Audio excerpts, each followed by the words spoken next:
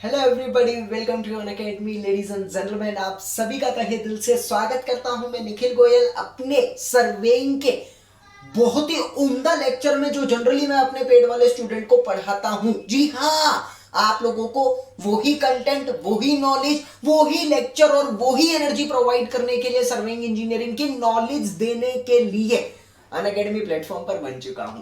So ladies and gentleman, आप लोगों को मैंने लेक्चर नंबर 1 दिया था, उम्मीद है आपको पसंद आया होगा।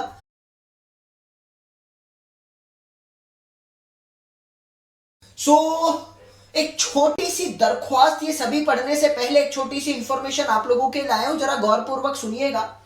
अनअकैडमी के प्लेटफॉर्म पर आप लोगों के लिए मैं अपना प्लस कोर्स लॉन्च कर चुका हूं। तो मेरे प्लस कोर्स से पढ़ने के लिए, मेरी गाइडेंस में सिविल इंजीनियरिंग की तैयारी करने के लिए, मेरी टीम से पूरी एसएससी जेई सीखने के लिए आप लोग मुझसे और मेरी फैमिली से जुड़ सकते हैं। यस, ये मेरा कोड है, एनजी लाइव मेरा कोड है। एनजी लाइव जैसे ही आप पुट करेंगे पेमेंट करते टाइम, तो आप लोगों को लास्ट में एकदम 10% का इंस्टेंट डिस्काउंट मिलेगा। तो आप लोगों को याद रखना है, एनजी लाइव मेरा कोड है, और इस सेशन को शुरू से लेकर आखिरी तक इत्मीनान से, बड़े ही शिद्दत के साथ देखिएगा। जो भी कंटेंट, जो भी क्वेश्चन आप लोगों को करा रहा हूं, बहुत उम्दा तरीके से अपने दिमाग में बिठाइएगा। क्यों? क्योंकि आपके एग्जाम में उसमें से ही आने वाला है। मैं कोई ओवर कॉन्फिडेंस में नहीं कह रहा, एक्चुअली में मैं सब कुछ पढ़ा रहा हूं आप लोगों को, तो जाहिर सी बात है सिलेबस से बाहर कुछ नहीं आता। तो ध्यान से, बहुत कम यूट्यूब पर इतना कंटेंट और इतनी क्वालिटी के साथ अवेलेबल है, तो ध्यान से पढ़िएगा। और साथ ही साथ भैया, पसंद आता है ना, लाइक जरूर करना और दोस्तों को भी शेयर करना। इसी तरह के वंडरफुल लेक्चर आप लोगों के लिए लाता रहूंगा totally free of cost YouTube पर, अगर आपका रिस्पॉन्स बढ़ता है तो। मेरी गाइडेंस के लिए मेरा कोड है एनजी लाइव। और इसी के साथ मैं आपको बताना चाहता हूं बंधु कि हमारे लिए प्लस कोर्स क्यों जरूरी होता है। प्लस कोर्स हमारे लिए इसलिए जरूरी होता है क्योंकि हमारा जो सिलेबस होता है वो बहुत वास्ट है। तो उस सिलेबस में से जो भी आप लोगों की सिलेक्टेड चीजें, उस सिलेबस में से जो भी आप लोगों की सिलेक्टेड चीजें हैं वो ही पढ़नी होती है। हम लोगों को सही गाइडेंस की जो जरूरत होती है वो हमें प्लस कोर्स में ही मिलती है। Daily live class, daily lectures, हर चीज ऑर्गेनाइज्ड है, पहले से पता होता है किस दिन क्या पढ़ना है। टेस्ट सीरीज फ्री मिलती है, हर लेक्चर के नोट्स मिलते हैं, और whatever you are required for your exam, we are there to help you always. ठीक है, सो अभी सेशन को स्टार्ट करते हैं। याद रखेंगे एनजी लाइव कोड, दोस्तों के साथ शेयर करना मत भूलना। ठीक है, ओके।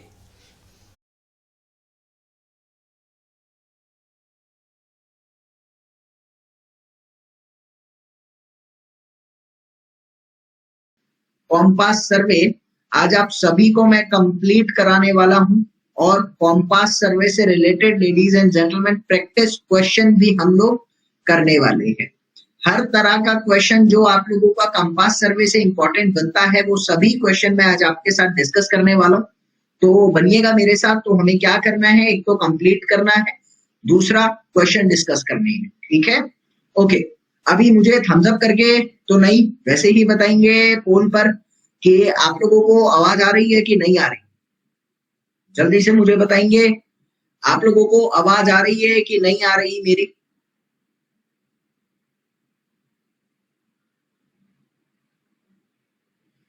ओके, आवाज नहीं आ रही, कुछ बच्चों को मेरी आवाज नहीं आ रही है। तो मैं कहना चाहता हूं कि आप प्लीज एक बार अपना सिस्टम को रिफ्रेश करिए, ताकि आपको भी मेरी आवाज आ जाए और अच्छे से समझ में आ जाए, कोई प्रॉब्लम ना हो। चलिए, ज्यादातर बच्चों को आवाज आ रही है, इसका मतलब मेरी आवाज आप लोगों तक जा रही है बहुत बेहतरीन तरीके से। तो नाउ, हाँ हुआ था दिव्य रंजन, हुआ था, हमारा टेस्ट हुआ था। ठीक है, तो अभी सेशन स्टार्ट करें। नो मेरे प्यारे दोस्तों, बात आती है यहाँ से कि भैया कॉम्पास सर्वे के अंदर इन द प्रीवियस लेक्चर हम लोगों ने क्या क्या पढ़ लिया था। हम लोगों ने बेसिक टर्म्स के बारे में डिस्कशन कर लिया था। वो बेसिक टर्म्स हमारी कौन कौन सी थी, जैसे कि मैंने आपको बताया था, सबसे पहले आपका आता था मेरिडियन, उसके बाद वो बेसिक टर्म आप लोगों की आती थी बियरिंग। ये दो चीजें बड़ी बेहतरीन तरीके से समझना बहुत जरूरी था। डबल साउंड आ रहा है क्या? आप लोगों को मेरा डबल साउंड आ रहा है क्या? क्लियर है ना? चलो, जिस बच्चे को आ रहा है, नेट का प्रॉब्लम है, रिफ्रेश करो। ठीक है, तो मेरिडियन के बारे में हमने डिस्कस करा था, बियरिंग के बारे में हमने डिस्कस करा था, और हम लोगों ने ये भी जाना था लेडीज एंड जेंटलमैन कि ये जो है आप लोगों का दो तरीके से चलता है। एक चलता है ट्रू केस यानी ज्योग्राफिकल एक्सिस की तरफ चलता है, ज्योग्राफिकल केस में चलता है, और एक होता है आप लोगों का मैग्नेटिक केस। तो एक आप लोगों का मैग्नेटिक के केस में चलता है। इसी के साथ साथ हम लोगों ने अपना एक और टॉपिक डिस्कस करा था जिसको हम लोगों ने नाम दिया था fore bearing and back bearing का केस। तो फोर बियरिंग और बैक बियरिंग का केस हम लोगों ने डिस्कस करा था। उसके बाद हम लोगों ने यहाँ पर whole circle bearing and quadrantal bearing भी अच्छे से डिस्कस कर लिया था। और जाते जाते लास्ट का टॉपिक मैंने आप लोगों के साथ क्या डिस्कस करा था, that is known to be as enclosed angle या फिर इंक्लूडेड एंगल।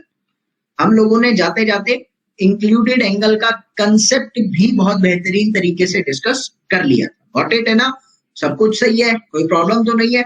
जल्दी बताएंगे, कल का सब कुछ याद है आप लोगों को?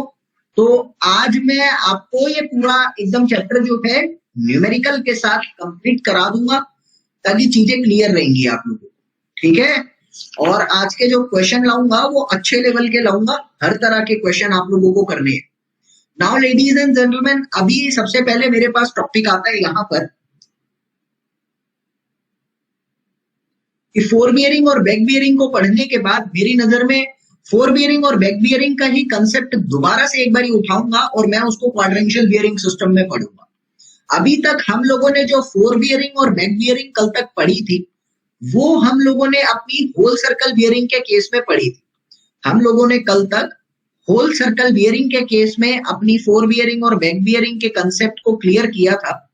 तो मैंने आपको बताया था, सपोज ए बी आपके पास एक लाइन है और इस ए बी लाइन का जो एंगल बन रहा है लेट इट बी थीटा। तो जब इसको बैक साइड पे देखा जाता है, जब इसको इस तरह से बैक साइड पे देखा जाता है तो यहां पर मान लो थीटा डैश। तो आप सभी को पता है कि theta is the four bearing and theta dash is the back bearing. तो थीटा डैश में से जब थीटा माइनस करता हूं तो ये हमेशा 180 डिग्री का गैप शो करता है, ठीक है? तो ये क्या है? ये सभी का सभी WCB सिस्टम है। इट मींस कि आप लोगों का होल सर्कल बियरिंग सिस्टम ये सब चल रहा था, ठीक है? अब मैं यही चीज आप लोगों को सेकंड केस पे डिस्कस कराता हूं, that is going to be as what, that is the quadrantal bearing system. हमारा जो नया सिस्टम आता है उसको हम लोग कहते हैं क्वाड्रेंशियल बियरिंग सिस्टम। तो जरा फोर बियरिंग और बैक बियरिंग को क्वाड्रेंशियल बियरिंग सिस्टम में डिस्कस करना तो अच्छा रहेगा आप लोगों के लिए, तो उसको जरा क्लियर करते हैं। अभी मेरी बात आती है प्यारे दोस्तों, सपोज मेरे पास एक लाइन है and this line is denoted by as A and B. This is the A and B line. Now you know that कि अगर मैं A और B की बियरिंग की बात करता हूं तो ये कुछ इस तरीके से जा रहा है, कुछ इस तरीके से। Everybody knows this is north, this is east, this is south and this is west. And I'm saying that the bearing of this line is theta.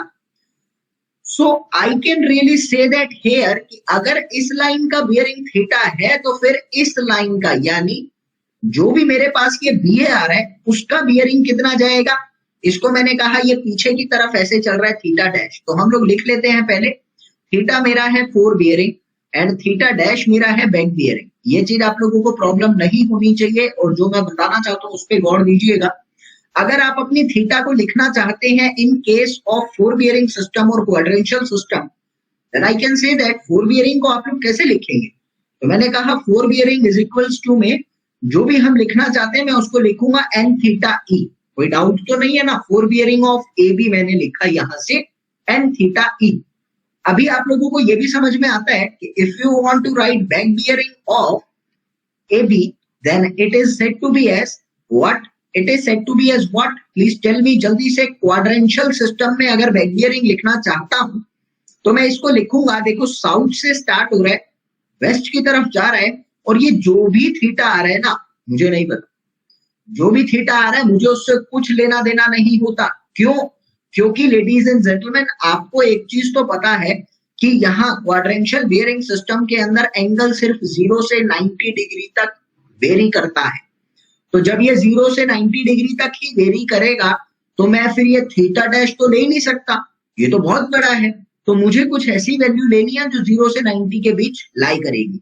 तो जरा गौर फरमाइएगा, यहां पर ये जो एंगल आ रहा है, ये जो मैंने येलो कलर से ड्रॉ करा है, late it B theta double dash, late it B theta double dash. हाँ, तो अभी इसको कैसे डिनोट करता है अपन, एस थीटा डबल डैश और वेस्ट। ये चीज में किसको डाउट है प्लीज मुझे बताएंगे। ये चीज समझ आ रही है? फिर एक कंक्लूजन लिखाऊंगा, तुम्हें चीजें क्लियर है, ठीक है। क्वेश्चन आता है एग्जाम में इसका, जेई में। तो अभी तुमको एक चीज क्लियर हो चुका है बंधु कि एन थीटा ईस्ट और S theta double dash into west. एक चीज जरा ध्यान से देखना, मैं ये फिगर यहां पर बना रहा हूं और ये फिगर थोड़ी एक्स्ट्रा वर्क में लेकर जाऊंगा। आई एम सेइंग दैट आपको पता है ये आपका नॉर्थ है, दिस इज पॉइंट ए और दिस इज पॉइंट ए के बाद ये लाइन जा रही है and this is point B और यहां से ये फर्दर नॉर्थ साउथ का एक्सिस आ रहा है। मैंने कहा this is point A, this is point B and you know that कि दिस इज थीटा। सो आपको एक चीज तो पता है कि यार ये जो एक्सिस है और ये जो एक्सिस है ये हमेशा पैरेलल होगा। क्यों? क्योंकि हमेशा फिक्स रहता है। तो मैंने कहा this is theta, so this will also be equal to theta, और जिसको तुमने थीटा डबल डैश कहा है वो तुम्हारा थीटा के बराबर ही है। तो मैंने यहां पर क्या कहा कि theta here is equal to theta double dash. तो मैंने एक चीज तो बोली यहां पर, मैंने पीछे लिखा था fore bearing of A B जो भी आ रहा है that is equal to N theta east, और back bearing of A B अगर आप निकालना चाहते हो यहां पर that is equal to south theta double dash आ रहा था, थीटा डबल डैश आ रहा था। मैं इसको चेंज करके थीटा लिख रहा हूं, south theta waste.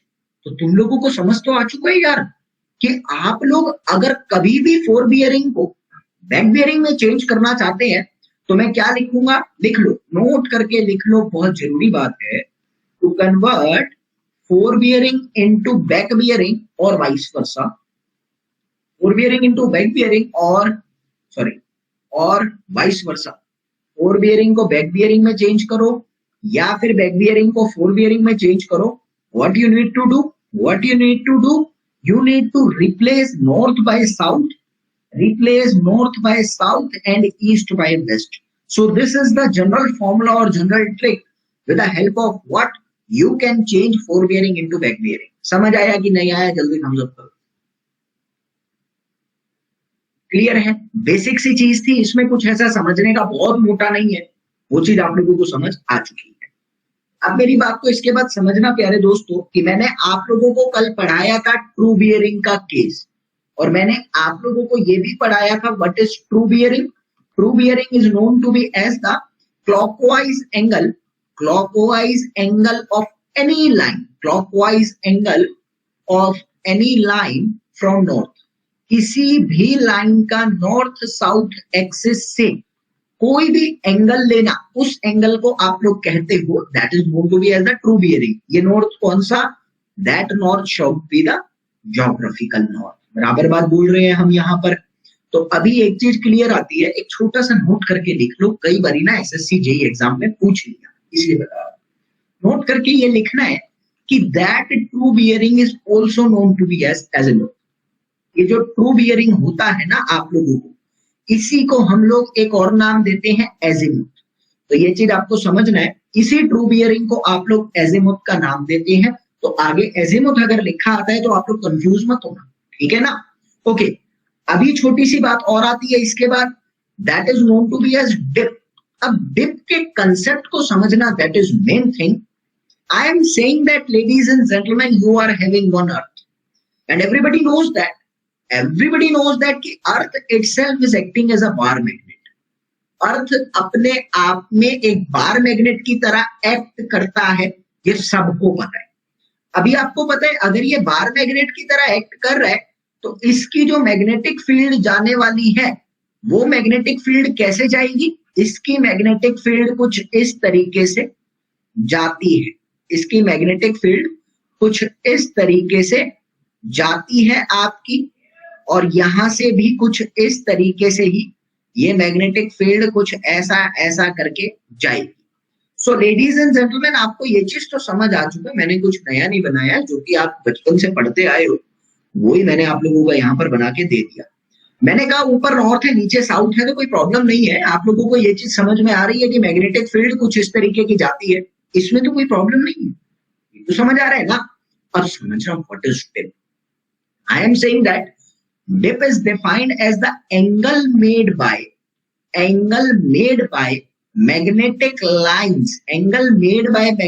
lines of forces with the horizontal surface of the earth, अब इस कंसेप्ट को और ज्यादा क्लियर करते हैं हम लोग। आई am saying that ladies and gentleman कि ये आपका एक सरफेस ऑफ द अर्थ है।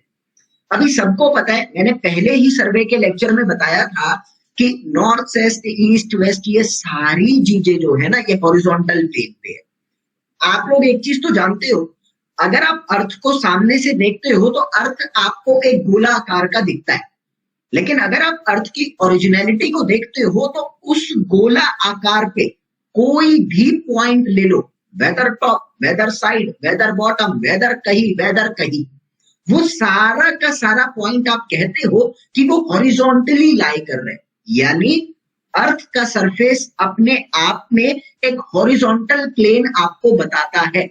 ये बात समझ आई कि नहीं आई? प्लीज मुझे एक बार थम्स अप करके बताओ जो भी मैंने बोला। मैंने यहां पर आपको बोला earth surface itself denotes horizontal plane. ये अर्थ का सरफेस हर जगह से आप लोगों को एक हॉरिजॉन्टल प्लेन के बारे में ही डाटा प्रोवाइड करता है। आप चाहे साउथ में खड़े हो, चाहे नॉर्थ में खड़े हो, चाहे ईस्ट में खड़े हो, चाहे वेस्ट में खड़े हो, चाहे कहीं भी खड़े हो, आप लोगों को ये हॉरिजॉन्टल प्लेस के बारे में ही बताएगा, हॉरिजॉन्टल प्लेन के बारे में ही डाटा देगा। ये चीज आप सभी को पता है, ठीक है। अब एक और चीज क्लियर करते हैं। आई एम सेइंग दैट कि यार ये जो मैग्नेटिक फील्ड लाइन मेरे पास आ रही थी, ये मैग्नेटिक फील्ड लाइन जो है ये मेरे अर्थ के सरफेस के साथ कौन सा एंगल बना रही है। मेरी बात को समझना, जो डेफिनेशन में लिखा है वही बोल रहा हूं मैंने जो डेफिनेशन में लिखा है वही आप लोगों को बोला है कि the angle made by the magnetic line of forces with respect to the earth surface. ये जो मैग्नेटिक लाइंस ऑफ फोर्सेस आ रही हैं वो मेरे अर्थ के सरफेस के साथ कौन सा एंगल बना रही है। अगर मैं इस पॉइंट को देखता हूं, अगर मैं यहां पर इस पॉइंट को देखता हूं तो आप देख रहे हैं दैट इज टोटली 90 डिग्री। अगर आप यहां पर let it be the point A, let it be the point B, अगर आप यहां पर देख रहे हैं तो ये अर्थ के सरफेस के ठीक पैरेलल चल रही है। अगर आप यहां देखेंगे तो ये अर्थ के सरफेस के ठीक पैरेलल चल रही है। That is known to be as 0 degree. तो मैंने एक चीज तो बोली आप लोगों को कि जो एंगल ऑफ डिप क्या है, angle of dip is the magnetic field lines earth के सरफेस के साथ कौन सा एंगल बना रही है। अभी मैं यहां पर लिखवाना चाहता हूं, अगर आप पोल्स की बात करते हैं तो पोल्स पर एंगल ऑफ डिप कितना होगा, ये पहले पूछा करता था, आजकल नहीं पूछता एग्जाम में, लेकिन पढ़ाना तो जरूरी है ना। That is 90 degree. और अगर मैं इक्वेटर की बात करता हूं, भाई ठीक बीच वाले पोर्शन की बात करता हूं जहां से इक्वेटर जा रही है, उधर कितना आ रहा है, मैंने कहा एट इक्वेटर आप लोगों का जो एंगल ऑफ डिप होता है दैट इज टोटली 0 डिग्री। आजकल नहीं पूछता एग्जाम में, मैं पहले ही बता दूं। एग्जाम में क्या पूछता है, एग्जाम में आजकल थोड़ा सा लॉजिकली क्वेश्चन आने लग जाएगा, पैटर्न चेंज हो गया है, एजुकेशन सिस्टम भी चेंज हो रहा है। मैंने कहा है यहां पर let it be the point C. अब आप इस पॉइंट सी को गौर फरमाना, ये जो पॉइंट सी है ना, अभी आपको एक चीज तो समझ में आ चुकी है कि पोल पर 90 डिग्री जा रहा था, इक्वेटर पर 0 जा रहा है, यानी आपकी मैग्नेटिक फील्ड लाइंस जो है वो 0 से 90 डिग्री के बीच का एंगल वेरी करती है। समझ आया कि नहीं आया? मैंने कहा आपकी मैग्नेटिक फील्ड लाइंस इक्वेटर पर 0 थी, पोल पर 90 थी, यानी 0 से 90 डिग्री के बीच में वेरी करती है। और मैंने ए और बी के बीच में, पोल और इक्वेटर के बीच में कोई एक पॉइंट कंसीडर करा, let it be the point C. तो यहां पर आपको पता है कि जो भी आपकी मैग्नेटिक फील्ड लाइन होगी वो आपके अर्थ के सरफेस के साथ कोई और एंगल बना रही होगी जो 0 से 90 के बीच में वेरी करता है। तो मैंने कहा suppose I am saying that कि अर्थ का सरफेस अभी डिनोट करना मेरे लिए नामुमकिन है, अर्थ का सरफेस यहां पर डिनोट करना नामुमकिन है। तो मैंने कहा कि suppose this is making an angle theta with respect to the horizontal surface of the earth. तो यहां पर मैंने कहा कि at any point C between pole and equator, इस शब्द पर गौर देना, तुम लोगों को थ्योरी नहीं दे रहा मैं जस्ट एक दो पॉइंट लिखवा रहा हूं, तो ये आपके बहुत काम आएंगे लास्ट में जब आप रिवाइज करोगे। At any point C between pole and equator. अब तुम लोगों को एक चीज तो समझ में आ चुकी है कि एंगल ऑफ डिप जो है, angle of dip lies between 0 to 90 degree, lies between 0 to 90 degree. So I can say that I am just denoting it with the help of theta, नहीं डेल्टा कर लो, किताबों में डेल्टा लिखा आता है तो उसको मैं डेल्टा कर देता हूं। Okay, I am saying that this is point delta. Now ladies and gentlemen, have concentration. You can say that now you can say that कि angle of dip at a point C कितना है, angle of dip at C कितना आ रहा है, let it be delta. Now you can say that what does it mean कि magnetic field earth के surface के साथ डेल्टा एंगल बना रही है। अब तुमको एक चीज तो पता आती है, कोई भी चीज इंक्लाइंड है, anything in this universe if it is inclined then it can be resolve into minimum of 2 components. मेरे शब्दों पर गौर देना, कोई भी चीज अगर इंक्लाइंड पोर्शन पे है तो वो 2 कंपोनेंट में कम से कम रिजॉल्व करी जा सकती है और इंफिनिटी मैक्सिमम जाता है। तो मेरे प्यारे दोस्तों, you can say that now कि with the help of this I can say that कि this can be resolved into 2 components. One is known to be as the horizontal component and the another one is known to be as the vertical component. Everybody knows that very well. ये हमने बचपन में पढ़ा है। Now I can say that, suppose I can say that if I know that कि if B is the magnetic field, मतलब magnetic field कितनी निकल रही है तो वो है, तो horizontal component कितना हो जाएगा, B cos delta, vertical component कितना हो जाएगा, B sin delta. Now delta समझ रहे हो ना? So I hope ladies and gentleman confusion नहीं आएगा।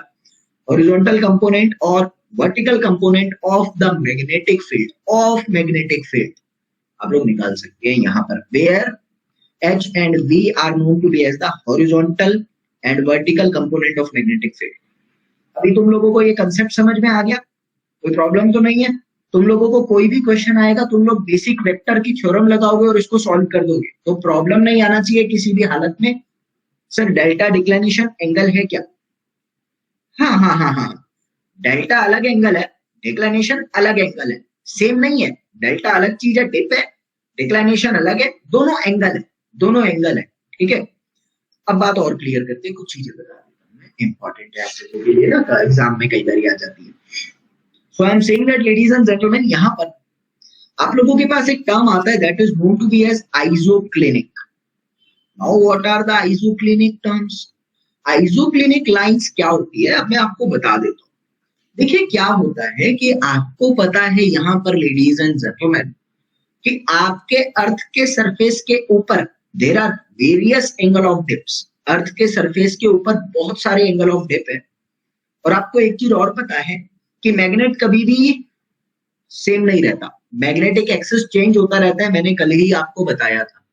तो आप लोग एक चीज तो कह सकते हैं यहां से बंधुओं कि आपका मैग्नेटिक एक्सिस जो है वो समय के साथ चेंज होता जा रहा है, यानी आपको अगर अपनी अर्थ पर मैग्नेटिक वेरिएशन देखने हैं, मैग्नेटिक वेरिएशन अगर देखने हैं, मतलब वो मैग्नेटिक एक्सिस किस तरह से कैसे चेंज हो रहा है, अभी दिखता थोड़ी है यार, अर्थ मैग्नेट है, ये मुझे दिखता नहीं है, ये मुझे फील होता है ना। तो वो वेरिएशन देखने के लिए क्या हो सकता है, मैं पिछले डाटा को कंपेयर कर सकता हूं, so what I am going to teach you now, I can say that ladies and gentleman कि to compare the magnetic changes on earth surface we can compare the past data, nothing else. So I am saying that कि to उसको क्या कहूंगा, to analyze the magnetic variation on earth surface, we just compare the previous data, variation on earth surface, हम लोग total अपनी previous data को compare करते हैं। तो हम क्या कहते हैं, we analyze previous data, और वो previous data मैं बहुत देर से बोले जा रहा हूं, जरा कॉमन सेंस लगाइएगा। आपके पास ऐसी कौन सी चीज है जो आपको मैग्नेटिक इंफॉर्मेशन दे रही है जो अभी तक आपने पढ़ा है? आप लोग खुद बताएंगे मुझे। आई एम सेइंग दैट अभी आपके पास ऐसी कौन सी इंफॉर्मेशन है जो आपको मैग्नेटिक इंफॉर्मेशन दे रही है? वो कौन सी चीज आपने पढ़ी है जिससे मैग्नेटिक इंफॉर्मेशन आपको मिल रही है? Please tell me. अगर आप लोग मेरे पढ़ाई हुए पर थोड़ा बहुत ध्यान दे रहे हैं तो मैं बेसिक चीज बता रहा हूँ। व्हाट इज कॉम्प? अरे मैग्नेटिक इंफॉर्मेशन मीन्स कॉम्पास तो सिर्फ मेजर करता है, कॉम्पास मेजर करता है, कॉम्पास कंपेयर नहीं कर सकता। कॉम्पास डायरेक्शन बता रहा है, तुम यहां खड़े होके नापो बता देगा, अगले साल नापो तो भी बता देगा। तो वहां से प्रॉब्लम नहीं। एक आ रहा है मेरे पास डिक्लाइनेशन। अब तुम क्या क्या बोल रहे हो? Flow of iron in core. Ankit Sharma, is it possible to analyse the flow of iron in core? आप जमीन के 10 से 15 किलोमीटर नीचे जाकर दिखा देना, तुम बुरी हालत में चले जाओगे। और कोर पर जाने की सोच भी मत लेना। It is impossible for us to going inside the core of Earth. So you cannot analyze the flow of iron in the core. How can you say that? That is very much pathetic condition for me that you are saying कि you can analyze the flow of iron in the core. No. बोलने से पहले सोचिए, ठीक है? तो I know that वो दो चीजें मेरे पास हैं जिनकी मदद से मैं अपना मैग्नेटिक डाटा एनालाइज कर सकता हूँ। One is known to be as declination. One is known to be as declination and another one is known to be as dip. अभी हमने पढ़ा। ये दो चीजें हैं जो मैग्नेट से रिलेट करती हैं, जिनको मैं प्लॉट कर सकता हूं, जिनको मैं दिखा सकता हूं। तो हम लोग क्या करते हैं प्यारे दोस्तों यहाँ पर कि मैग्नेटिक बियरिंग जो है, मैग्नेटिक बियरिंग, हाँ ठीक है मैग्नेटिक बियरिंग है, लेकिन मेरी बात को समझना, आप लोग कंफ्यूज हो जाओगे नहीं तो। मैंने आपको कहा कि आप लोग इस अर्थ के ऊपर हो। कैन यू फील कि अर्थ घूम रही है? Can you feel earth rotate कर रही है? नो, you cannot feel कि अर्थ रोटेट कर रही है। But if you are standing on the moon and just observing my earth, then you can say that कि अर्थ is rotating at some velocity. Got it ना? So वही चीज मैं आपको कह रहा हूं कि आपको पता है आपकी अर्थ का मैग्नेटिक एक्सिस चेंज हो रहा है, and by standing on the surface of the earth, you cannot say that कि वो पहले इस डायरेक्शन में था, बाद में इस डायरेक्शन में है। तुम पता ही नहीं लगा सकते किसी भी हालत में। How can you tell me that कि उस सरफेस पे जब मैं खड़ा था पॉइंट ए पर, तो वहां पर डिक्लाइनेशन जो भी आ रहा था वो ही था, और जब मैं बी पॉइंट पर आया तो डिक्लाइनेशन चेंज हुआ। How can I say that ये चेंज हुआ? मैंने प्रीवियस से कंपेयर करा तो मुझे पता लगा चेंज हुआ। सो अभी मैं बियरिंग की बात को बताता हूं। आपने मेजर करा किसी पॉइंट का बियरिंग मीन्स एंगल, किसी पॉइंट का एंगल मेजर करा and you can say that कि वो एंगल θ1 था किसी टाइम पर। थोड़े टाइम बाद दूसरे पॉइंट का मेजर करा या उसी पॉइंट का मेजर करा तो तुमको पता लगा वो θ2 आ रहा है। अरे सर वो मैग्नेटिक बियरिंग आ रही है, वो मैग्नेटिक बियरिंग आ रही है। You only have magnetic bearing, you only have magnetic bearing. Sir पहले जो एंगल आ रहा था आ गया, अब जो एंगल आ रहा है। यू कैन नॉट कंपेयर, आप कंपेयर कर ही नहीं सकते किसी भी हालत में। क्यों? सर एंगल मेजर कर रहे हो, कंपेयर करने के लिए किसी चीज की जरूरत पड़ती है जो फिक्स रहती है, उसी के रिस्पेक्ट में तो कंपेयर करूंगा ना मैं। फिक्स रहेगी तो कंपेयर करूंगा ना। एक सिंगल चीज कभी कंपेयर नहीं हो सकती, कंपेयर के लिए एटलीस्ट दो चीज चाहिए। तो अगर मैं सिंगल मैग्नेटिक बियरिंग लेता हूं, I can not compare that. So I need at least two things, true bearing as well as magnetic bearing. So why should I say कि मैं ट्रू बियरिंग और मैग्नेटिक बियरिंग की मदद से कंपेयर करूंगा? No, that will be very worst for me and you. This is good for me and you that कि हम एक टेक्निकल टर्म यूज करेंगे, that is declination. So मैंने क्या बोला कि हम लोग डिक्लाइनेशन की मदद से कंपेयर कर सकते हैं। सिमिलरली हम लोग डिप की मदद से कंपेयर कर सकते हैं। बराबर समझ में आ रहा है कि नहीं आ रहा? बराबर बात है। अभी चीजों को क्लियर करना। I am saying that कि you are going with the declination term or you are going with the dip term. I'm not just elaborating these concepts. मैं सिर्फ आपको ये बताऊंगा कि इससे रिलेटेड एसएससी में क्या होता है, क्योंकि जो भी मैंने बोला वो प्रोसीजर है, मैं लिखवाऊंगा नहीं, मैं लिखवा नहीं रहा ये सब, मैं सिर्फ बोल रहा हूँ। अभी बात आती है, एक छोटा सा टर्म आता है आपके पास ladies and gentleman, that is known to be as isogonic. तो अभी आपको पता है कि आपके अर्थ के सरफेस पर ही 4 क्वाड्रेंट्स बनते हैं। आपकी अर्थ के सरफेस के ऊपर ही 4 क्वाड्रेंट्स बनते हैं। इस कंसेप्ट को समझना, नहीं तो तुम्हें जिंदगी में समझ नहीं आएगा। मैं जो लॉजिक बोल रहा हूं मैं इंजीनियरिंग में लगा रहा, मैं सिंपल लॉजिक लगाऊंगा और समझना प्लीज। आपको पता है कि आपकी खुद की अर्थ जो है वो 4 क्वाड्रेंट में डिवाइड है। कौन सी? एवरीबडी नोज कि one is north south east west, तो उनको मिला के हमारे पास 4 क्वाड्रेंट कुछ ऐसा आता है। करेक्ट ना?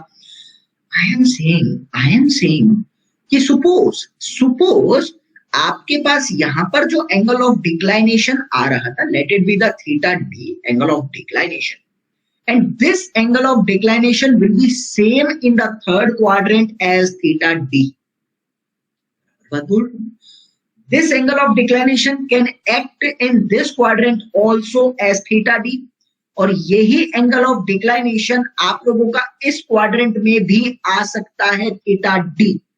भाई क्वाड्रेंट सिस्टम है, सभी के सभी 0 से 90 के बीच वेरी कर रहे हैं, तो जो एंगल ऊपर बन रहा है ना, वही एंगल एटलीस्ट 4 सेम एंगल 4 बारी मेरे अर्थ के सरफेस पे बनते हैं एक टाइम पर। एक कंसेप्ट आया कि नहीं आया ये बताओ मुझे जल्दी से। नहीं आया तो मैं दोबारा समझा देता हूँ। हाँ प्रेरणा, मैं दोबारा समझाता हूँ।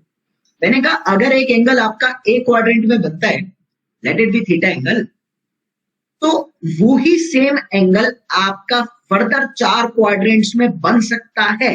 कैसे? मैं एक एग्जांपल तो डायरेक्ट देता हूं।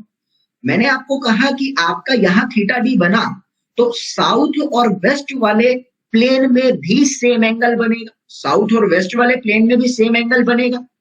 और अगर यहां पर वो एंगल बन रहा है तो जाहिर सी बात है कि इसके ऑपोजिट जो है वो आपके कहीं ना कहीं एक एंगल जो नॉर्थ साउथ था ना, ये था नॉर्थ साउथ, नॉर्थ साउथ में, नॉर्थ ईस्ट में बनने वाला एंगल साउथ वेस्ट में अपने आप बनेगा। क्यों? क्योंकि एक प्लेन होता है मेरिडियन, और मेरिडियन पूरी अर्थ से पास होके जाता है। सिमिलरली ये थीटा डी नहीं आएगा, सॉरी, इसको थीटा डी नहीं, इसको थीटा कर लेते हैं, इसको थीटा कर लेते हैं, ठीक है। सिमिलरली अगर मैं साउथ ईस्ट में कुछ बना रहा हूं तो वो नॉर्थ वेस्ट में अपने आप बनेगा, ठीक है। तो मैंने कहा एक टाइम पर 4 नहीं, एक टाइम पर 2, एक टाइम पर सेम एंगल एटलीस्ट 2 बारी तो बनते हैं। एक टाइम पर एटलीस्ट 2 बारी तो सेम एंगल आते ही आते हैं अर्थ के सरफेस पर। तो 4 भी आ सकते हैं, ऐसा नहीं कहूंगा कि 4 आते नहीं, एटलीस्ट 2 तो आते ही आते हैं। तो तुम्हें क्या करना है, तुम लोगों ने कोई एक टाइम लिया, late it be the time t1, और तुमने क्या करा, आपके सरफेस पर जितने भी सेम डिक्लाइनेशन वाले पॉइंट्स आ रहे थे, जितने भी एक टाइम पर सेम डिक्लाइनेशन वाले पॉइंट आ रहे थे, आपने उनको सबको प्लॉट कर लिया। आपने उनको क्या करा, आपने उन सबको प्लॉट कर लिया प्यारे दोस्तों। एक टाइम पर कोई प्लॉट करा तो कुछ हिस्सा का कर्व मिला, कुछ तरीके का कर्व मिला। दूसरे टाइम पर दूसरा कर्व मिलेगा, सेम नहीं मिलेगा। जब हम 2 पॉइंट्स या 2 से ज्यादा पॉइंट को आपस में जोड़ते हैं, मेरे शब्दों पर गौर देना, मेरे कंसेप्ट पर जोर देना, तुम्हें समझ आएगा कि साइंटिस्ट ने कहां पर इंजीनियर्स माइंड लगाया। मैंने कहा जब आप किन्हीं 2 पॉइंट को आपस में जोड़ते हो ना, तो एक लाइन बनती है, और 2 पॉइंट को जोड़ने वाली एक लाइन की एक फिक्स शेप रहती है। कभी भी ये शेप चेंज नहीं हो सकती। कहने का मतलब समझो, एक पॉइंट है, इस पॉइंट को आगे से देखो, पीछे से देखो, कहीं से देखो, एक जैसा दिखेगा, बट अगर 2 पॉइंट को आपस में किसी लाइन से जोड़ा है तो वो एक ही तरह का दिखेगा, हर डायरेक्शन में अलग दिखेगा। बराबर बात बोल रहा हूं। तो मैंने कहा एटलीस्ट 2 पॉइंट तो आ रहे हैं ना सेम डिक्लाइनेशन के, तुमने क्या करा, उनको ज्वाइन कर दिया। एटलीस्ट 2 से ज्यादा आते हैं, कम से कम 2 तो आ रहे हैं, मैंने उनको ज्वाइन कर दिया। दूसरे टाइम पर ना, जब मैं 2 को ज्वाइन करूंगा तो इनसे अलग शेप का आएगा मेरे पास, और मैं दोनों को कंपेयर करके बता सकता हूं कि मेरी डायरेक्शन किस हिसाब से चेंज हो रही है। सपोज मैंने कहा let it be the point A and let it be the point B. ये तुम्हें दुनिया की किसी किताब में नहीं लिखा पाएगा। मेरी ख्याल में जेई में कोई ऐसा टीचर नहीं होगा जो तुम्हें ये समझाएगा, क्योंकि जेई के सिलेबस में नहीं है ये सब, और इतना थ्योरी नहीं है। तो तुम समझना, लिखवा तो मैं भी नहीं रहा, और मेरे सिलेबस में नहीं है तो मैं आपको लिखवाने नहीं वाला, मेरे पास इसके नोट्स नहीं है। इसीलिए मैं कहना चाहता हूं कि जो भी बोल रहा हूं वो दिमाग में फिट करना, इस लेक्चर को दोबारा देख लेना, खुद लिखना चाहो तो लिख लेना, लेकिन मेरे पास नोट्स नहीं है इसके, क्योंकि किताबों में भी नहीं लिखा ये कहीं पे। एक्सपीरियंस एनालिसिस है, 2-3 चीजें पढ़कर समझ में आती है, ठीक है। तो मैंने कहा ए और बी था, ए और बी का लाइन आपका कुछ इस तरीके का आया, let it be the line A B after some time t2, let it be the line ab at t1 after some time t2 and you are getting it as cd। आप लोगों को समझ में आ रहा है, this is cd at time t2, cd at time t2। अरे दोनों के बीच में कुछ आ रहा है कि नहीं आ रहा, दोनों के बीच में कुछ आ रहा है कि नहीं आ रहा, ऑब्वियसली आ रहा है। Late it be alpha angle, alpha क्या बता रहा है, अल्फा आपको बता रहा है चेंज इन मैग्नेटिक एक्सिस। अभी तुम लोगों को कंसेप्ट दिमाग में फिट हो चुका है, इतना मैं जानता हूं बेहतरीन तरीके से, और तुम देख रही हो 6th 7th के कंसेप्ट को कहां लगाया जा रहा है, धरती पड़ी जा रही है इससे। क्लियर हुआ आज, ठीक है। अभी बात आती है प्यारे दोस्तों यहां पर कि आप लोगों का फिक्स शेप आ चुका था, ये सब क्लियर हो गया कंसेप्ट। तो मैंने कहा कि आप लोग कर क्या रहे थे, आप लोग यहां पर सेम डिक्लाइनेशन के पॉइंट्स को आपस में जोड़ रहे हो। तो वो लाइन जो सेम डिक्लाइनेशन के पॉइंट्स को आपस में जोड़ती है, उस लाइन को आप लोग क्या नाम देते हो, उस लाइन को आप लोग नाम देते हो प्यारे दोस्तों आइसोकोनिक लाइंस, ठीक है। तो मैंने कहा line joining same declination points, बस इतना ही है, इससे ज्यादा नहीं है डेफिनेशन, ठीक है ना। Line joining same declination points, line joining same declination points, उनको बोला जाता है आइसोकोनिक लाइन। अब आइसोकोनिक लाइन के बारे में एक पॉइंट इंपॉर्टेंट लिख लो, आपको पता है कि मैग्नेटिक एक्सिस फिक्स नहीं है, magnetic axis is not fixed, magnetic axis is not fixed. So जाहिर सी बात है जो चीज फिक्स नहीं है, और मैंने पहले बताया क्या, 2 ही पॉइंट आ रहे हैं डिक्लाइनेशन के, मेरे कंसेप्ट को दोबारा रिकॉल कर लो बेशक, 2 ही पॉइंट आ रहे हैं, ये तो लाइन बन रही है, ये तो लाइन बन रही है, और मैंने कहा 3 4 5 भी आ गए तो भी ये लाइन ही बन रही है। एक टाइम पे कभी भी कंप्लीट सर्कल नहीं बन सकता, एक टाइम पे कभी भी कंप्लीट सर्कल नहीं बन सकता। सो मैंने क्या बोला यहां पर कि isogonic lines can not form complete circle, isogonic lines can not form complete circle. बहुत जरूरी है भाई, मैं चाहता तो तुम लोगों को बस न्यूमेरिकल पर लेकर आ सकता था, लेकिन ये बताना जरूरी था, क्योंकि सच बताऊं मैं प्रूफ दे रहा हूं तुम लोगों को, तुम लोग अपने दोस्तों से कंपेयर कर लेना, तुम्हें जिंदगी में आज तक की तो मैं गारंटी दे रहा हूं, 4:08 हो गए, 4:08 10 अगस्त 2020 तक आप लोगों को ये कंसेप्ट किसी ने नहीं समझाया होगा, मैं लिख के दे सकता हूं ये बात, और अपने दोस्तों को भी क्लियर कर लेना, ठीक है। मैं तारीफ नहीं कर रहा अपनी, मेरी बात को सुनो पहले आप लोग। मेरा एम यही है कि आप लोग अगर ये समझकर चल रहे हो ना, तो मैंने तुम्हें पहली बार समझाया, मैं तुमको कभी फिर कभी भी समझाऊंगा ऐसी चीजें, तुम्हारे दिमाग में बैठना शुरू हो जाएगा। तुम मेरी तरह सोचना अगर शुरू कर देते हो, मैं ये नहीं कह रहा कि मैं बहुत ज्यादा सोचता हूं, लेकिन कुछ तो सोच रहा हूं ना, तो मेरी पूरी उम्मीद है कि तुम जीवन में कुछ करो ना करो, भारतीय खून में एक चीज तो होती है कि दूसरों को सीख जरूर दे देता है, कुछ बने ना बने, तुम लोग जेई कभी ना बनो, लेकिन जिस दिन तुमने अपना काम शुरू कर दिया, तुम लोग जो जेई की तैयारी करेगा उसको 4 बातें सीख के तौर पर जरूर दे दोगे। मेरा मानना ये है कि यार तुम अगर जरा सा भी सोचना शुरू कर देते हो तो तुम आने वाले जूनियर्स को कुछ तो जरूर सिखाओगे, और ये कुछ कुछ करके ही ना बहुत कुछ बनता है। मेरा सिर्फ एक ही एम है, इसलिए मैं आप लोगों को ये सब बताता हूँ। सच बात तो ये है, जेई क्लियर करवाना मेरे बाएं हाथ का खेल है, मैं जो पढ़ाऊंगा उतना पढ़ जाना, मैं गारंटी देता हूँ इस चीज की, एक भी क्वेश्चन बाहर से नहीं आएगा। 3 साल से यही कर रहा हूँ, मैं कुछ नहीं कर रहा, ठीक है। तो मेरे लिए वो बड़ा काम नहीं, मेरे लिए ये थोड़ा सा बड़ा होता है, और मैं ये समझाना चाहता हूँ आप लोगों को, बस इसीलिए करवाता हूँ, ठीक है। तो ये चीज तो क्लियर है कि ये कभी भी कंप्लीट सर्कल नहीं बना सकता। अच्छा, एक छोटा सा टर्म और आता है, that is known to be as aclinic, sorry अभी agonic, that is known to be as agonic lines. Got it? Now, what is agonic lines? Agonic lines are those which joins, तुम लोग question पूछ सको तो पूछना इसमें, which joins zero declination angle. लगभग लगभग लगभग सेम है, लगभग लगभग सेम है, वो हम उसी को कंटूर कहते हैं, जो सेम पॉइंट होते हैं और उसी को ही कंपेयर कर रहे हैं और कुछ नहीं। बट कंटूर सर्वे अलग चीज है, यहाँ अलग चीज पढ़ रहे हो थोड़ी सी। Agonic lines which joins point of zero declination, point of zero declination. अब मेरी बात को थोड़ा सा और क्लियर करना, उससे पहले मैं कुछ लिखवा देता हूं। सेम कंसेप्ट तुम लोग कह सकते हो डिप के साथ भी आता है। सेम कंसेप्ट डिप के साथ आता है ना, अभी जो तुम यहां पढ़ रहे हो सेम कंसेप्ट डिप के साथ आ सकता है। तो मैंने यहां पर क्या बोला आप लोगों को कि जब सेम कंसेप्ट डिप के साथ भी आ सकता है तो लेडीज एंड जेंटलमैन वहां भी पॉइंट्स बनते हैं। One is known to be as isoclinic lines. Isoclinic lines क्या है? Isoclinic lines are said to be as line joining what? Line joining what? Same dip. Line joining the points of same dip. Line joining points of same angle of dip. Similarly, एक और आता है that is known to be as aclinic. So मैंने कहा line joining zero dip.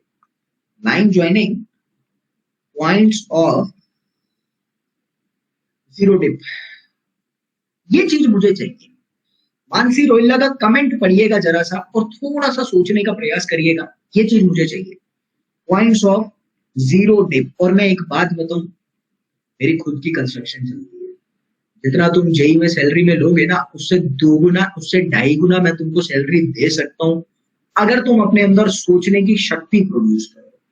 मैं ये बात मजाक नहीं कर रहा, जो तुम्हें सुविधाएं गवर्नमेंट जॉब में नहीं मिलेगी ना उससे ज्यादा मेरी कंपनी में दे दूंगा, ठीक है। आने जाने की कन्वेंस भी देते हैं और हमारी कंपनी के जो बड़े बड़े इंजीनियर्स हैं मेरे पापा ने उनको बहुत सहूलियत दे रखी है। तो मुझे यही ढूंढना है, मुझे जेई वेई नहीं चाहिए, समझ रहे हो? ये चीज बढ़िया बोली इसने। मैं जो पूछने वाला था अभी इसने मेरे को बोला कि एकोनिक लाइंस का मतलब हो गया ट्रू मेरिडियन। एसडी कंस्ट्रक्शंस आप सर्च करिएगा गूगल में, एसडी कंस्ट्रक्शंस। मैंने कहा एगोनिक लाइंस का हुआ जो जीरो डिक्लाइनेशन पे जाता है। इस बच्ची ने मेरे को कहा कि it means true meridian. Obviously भाई zero declination means true meridian. Sir एक चीज तुम्हारे दिमाग में एक क्वेश्चन आना चाहिए था साथ के साथ, is it possible to draw zero meridian? Is it possible to draw zero deflection? How can you say that? होता है, होता है। मैं आपको बताता हूं अभी थोड़ी देर में, ये चीज क्लियर है। अब मैं आपको बताता हूं प्यारे दोस्तों कि डिक्लाइनेशन में वेरिएशन आते हैं। वो जो डिक्लाइनेशन में आप लोगों के वेरिएशन आते हैं वो 4 तरीके से आते हैं जनरली। उनके बारे में एक आधी बार क्वेश्चन आया आईईएस में, एसएससी में नहीं आया बट फिर भी लिख लो। डिक्लाइनेशन में आप लोगों के 4 तरीके के वेरिएशन आते हैं। पहला वेरिएशन आपका होता है secular variation. Now ladies and gentleman, ये जो सेकुलर वेरिएशन होता है ये आप लोगों को मैं कहना चाहूंगा कि दैट इज बहुत लंबे समय बाद, this is after a very long time. अभी देख लो, अब मैं बहुत डिटेल में नहीं पढ़ा रहा, मैं मेजर बताऊंगा। This is after a very long time, ये बहुत लंबे समय के बाद होता है। करीब क्या होता है कि 150 साल में एक बार, 150 साल में पूरा का पूरा अर्थ का मैग्नेटिक एक्सिस एक सर्कल बनाता है। 150 साल में अर्थ का जो मैग्नेटिक एक्सिस है यानी अर्थ का जो मटेरियल है वो पूरा 180 डिग्री से टर्न करता है। तो मैंने कहा 150 ईयर्स टेक्स प्लेस, या फिर ऐसा लिख लो 150 year takes place to turn magnetic axis. To turn magnetic axis अंदाजा है, देखा नहीं गया, प्लॉटिंग्स के दम पर बताया गया है। Magnetic axis by 180 degree, 180 degree को 150 साल लग जाते हैं अप्रोक्सीमेटली, पिछले डाटा की मदद से समझाया। सो इट रिक्वायर्स अभी बात को समझना, इट रिक्वायर्स 300 साल टू टर्न टू, मेरे शब्द पर गौर देना और कंसेप्ट समझना, टू टर्न थ्रू 360 डिग्री। 300 साल लग जाएंगे 360 डिग्री से मुड़ने के लिए। एक चीज आ चुकी है, मैं तुम लोगों को 180 360 पढ़ा रहा हूं and you know that is the point of circle. एक सर्कल है दैट इज 0 डिग्री, घूम के 300 साल बाद आ रहा है 360 डिग्री पे। Sir I can say that हर 300 साल में जीरो डिक्लाइनेशन बन सकता है। Every 300 years approximately, every 300 years there can be zero declination. हर 300 साल में डिक्लाइनेशन बन सकता है, लेकिन एक चीज और पता है, अर्थ कॉन्टिन्यूसली मूव करती है। अर्थ कॉन्टिन्यूसली मूव करती रहती है, एक जगह फिक्स नहीं रह सकती। अर्थ कॉन्टिन्यूसली मूव करती रहती है, एक जगह फिक्स नहीं रह सकती। तो ये इतने कम समय के लिए बनता है कि हम लोगों को बहुत मुश्किल होती है, लेकिन हम बना लेते हैं। समझ तो नहीं है, नहीं आया तो छोड़ देना यार, तुम्हारे काम का नहीं है, ऐसे ही समझा दिया था। दूसरा वेरिएशन आप लोगों का यहाँ पर आता है, that is known to be as annual variation, जो आप लोगों के साल दर साल चलते हैं, ये चीज आपको पता होनी चाहिए। तीसरा वेरिएशन आप लोगों का आता है, that is known to be as the diurnal variation. ये क्या होता है, ईयरली चलता है। ये क्या होता है, डेली बेसिस पर देखा जाता है। और चौथा आप लोगों का आता है, that is known to be as irregular variation. जैसे मैंने कहा, आप लोगों का अर्थक्वेक आया, आप लोगों का अर्थक्वेक आया, तो अर्थक्वेक आने पर क्या होता है, अंदर का सारा मामला हिल जाता है। अर्थक्वेक आने पर अर्थ के अंदर का सारा मामला हिल जाता है, या कहीं लावा फट रहा है, अंदर का सारा मामला हिल रहा है ना। उस वेरिएशन में क्या होता है कि आप लोगों का टोटल मैग्नेटिक फिनोमिना ही हिल जाता है पूरा। तो वहां जो वेरिएशन देखने को मिलती है, दैट इज इर्रेगुलर वेरिएशन। तो मैं सिर्फ यही लिखूंगा, अर्थक्वेक या फिर एरप्शन ऑफ लावा कह लो, या हाँ ऐसा कह लो, एक्सर्शन ऑफ लावा, उसके कारण जो वेरिएशन आते हैं, दैट इज इर्रेगुलर वेरिएशन। समझ में आ गया? एक बार थम्स अप करना, क्लियर हुआ है कि नहीं हुआ? फिर हम लोग आगे की तरफ चलते हैं, बाकी तो चैप्टर लगभग निकलने ही वाला है हमारा। क्लियर है? मेरी क्विज कब होती है? आप लोगों ने गूगल क्लासरूम ज्वाइन नहीं किया होगा ना, मेरा डेली चलता है। मेरा गूगल क्लासरूम ज्वाइन करा है कि नहीं करा आप लोगों ने?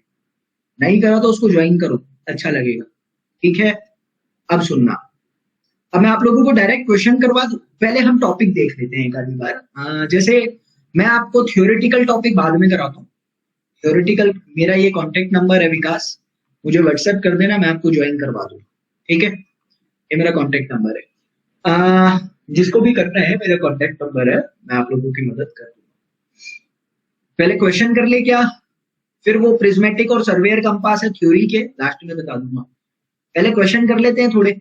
ओके, अभी मेरे पास आता है प्यारे दोस्तों, क्वेश्चन से पहले एक और टॉपिक दिमाग में आया, that is known to be as local attraction. That is known to be as local attraction. और मैं सिर्फ हमेशा एक ही बात कहता हूं, नाम में सब कुछ है भाई। कोई इसका नाम रखता है तो किसी ना किसी कारण से रखता है। हनुमान का नाम भी हनुमान के नाम पर कारण से रखा, भगवान राम का नाम भी कारण से रखा, और स्वयं शिव जी का नाम भी कारण से रखा। तो कारण जानते हैं, सीधे क्लियर है।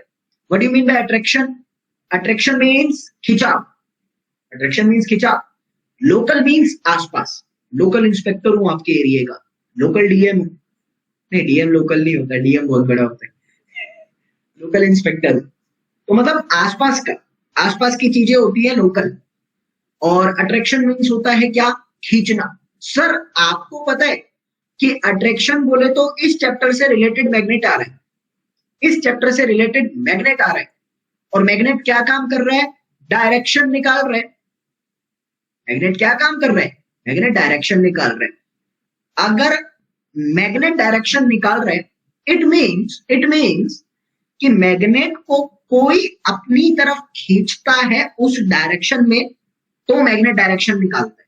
अरे सुन लो ना यार, तुम लोग पहले ही आंसर बोलने लग जाते हो क्या? सुन लो थोड़ा सा, तुम लोगों के बोलने से दिक्कत होती है बच्चों को, और मुझे बहुत डिस्ट्रैक्ट होता है। इट मीन्स कि मैग्नेट को कोई उस दिशा में बुला रहा है, तो मैग्नेट उस दिशा में जा रहा है, और जब वो जा रहा है तो मैं उसको देखकर डायरेक्शन निकाल रहा हूं। सर मैग्नेट को कौन बुला सकता है? कोई ऐसी चीज जो उसको खींच रही है, कोई ऐसी चीज जो उसको खींच रही है। मैंने कहा अगर आसपास आप लोगों के बहुत सारे मैग्नेटिक सब्सटेंस है, आयरन बहुत बेसिक्स है, मैंने कहा आसपास आप लोगों के बहुत सारे मैग्नेटिक सब्सटेंस हैं जो मैग्नेट को अपनी अपनी अपनी अपनी अपनी तरफ खींचने की कोशिश कर रहे हैं, तो मैग्नेट गॉट कंफ्यूज्ड। मैग्नेट अपनी सही दिशा नहीं बता पाएगी, और अगर वो सही दिशा नहीं बता पाती तो मैं क्या बोलता हूं कि दैट इज टोटली द एररिनियस, मेरे लिए गलती है, ढंग से काम नहीं कर रहा। समझ में आया? तो लोकल अट्रैक्शन क्या है, आसपास अगर मैग्नेट को कोई अट्रैक्ट करता है तो आप लोगों की मैग्नेट सही दिशा नहीं दे पाती, जिसको आप लोग कहते हो लोकल अट्रैक्शन। तो this is the kind of error This is the kind of error due to which magnet does not show proper direction. Magnet does not show proper direction. मेरी अंग्रेजी पे मत जाइएगा, ठीक है। चलिए, अब मेरी बात आती है कि मैग्नेट प्रॉपर डायरेक्शन शो नहीं कर रहा, उसको हमने कहा कि वो लोकल अट्रैक्शन का शब्द कहलाता है। किस कारण से हो सकता है, कॉजेस क्या क्या हो सकते हैं। आपको मैंने कहा सबसे पहले तो आसपास लोहे की चीजें, जो कि सरासर गलत हो जाती है, आसपास इतना लोहा नहीं रखते हम लोग। दूसरी बात मैं आपको बताना चाहता हूँ, आपका मोबाइल फोन है, आपकी रिस्ट वॉच है, आप लोगों का स्पीकर है कोई आसपास, इन सब में मैग्नेट यूज होता है, तो ये सारे लोकल अट्रैक्शन कॉज कर सकते हैं। अब जरा हम थियोरेटिकल और प्रैक्टिकल फिनोमिना पर आते हैं। आपको पता है किसी भी चीज की डायरेक्शन जब आप लोग देखते हैं, डायरेक्शन आप लोग बियरिंग की टर्म्स में नापते हैं, डायरेक्शन आप लोग बियरिंग के टर्म्स में नापते हैं। और मैंने कल ही आप लोगों को बताया था कि ये कॉम्पास सर्वे जो होता है, ये आप लोगों का ट्रावर्सिंग का एक मेथड है, ट्रावर्सिंग का एक मेथड है ये। तो ट्रावर्सिंग बोले तो लाइंस। तो मैंने कहा सपोज ये आपकी वो दिशा है, ये आपकी वो दिशा है जिस पर आपको डायरेक्शन नापनी है। तो मैंने कहा this is my theta and this theta is equal to 4 bearing. और अभी मेरे को पता है प्यारे दोस्तों कि मैंने इस दिशा में इसको नापा, ये पॉइंट ए था, ये पॉइंट बी था, ए से नापा तो ये 4 बियरिंग शो कर रहा है। इस कंसेप्ट को समझना तुम्हें पक्का नहीं पता, ये चीज मैं गारंटी दे रहा हूं। तुम्हें ये तो पता है कि ये क्या होता है, क्वेश्चन भी होते हैं, लेकिन ये कंसेप्ट नहीं पता, इसको समझना। जब तुम पॉइंट ए पर खड़े थे तो वहां पर भी आसपास ना कोई मैग्नेट था, आपने ए को मतलब ए बी की तरफ देखा तो वहां से एक बियरिंग निकाल दिया। अब आपको पता है कि there are some magnet due to which it does not show proper direction, वहां एरेनियस डायरेक्शन आ रहा है। आप क्या करें, अपनी मैग्नेट को लेकर बी की तरफ गए, कंपास को लेकर बी की तरफ गए, वहां पे भी कुछ एरर आ रहा है और आप लोगों ने अब उल्टी डायरेक्शन में बियरिंग देखी। Means you are just calculating what, you are just calculating total back bearing, you are just calculating total back bearing. It means this and I'm saying that कि अभी आपका यहां पर भी मैग्नेट है, तो यहां पर जो थीटा है let it be the theta 2 and let it be the theta 1. You know that theta 1 and theta 2 दोनों के दोनों कैसे हैं, एररनियस है, मतलब इनके अंदर आप लोगों का टोटल एरर एंगल है, कोई डाउट ही नहीं। अब जब तुम्हें पता है यार एरर है, 100% एक्यूरेट नहीं है, अभी एक छोटा सा कंक्लूजन में थ्योरेटिकल से लिया है।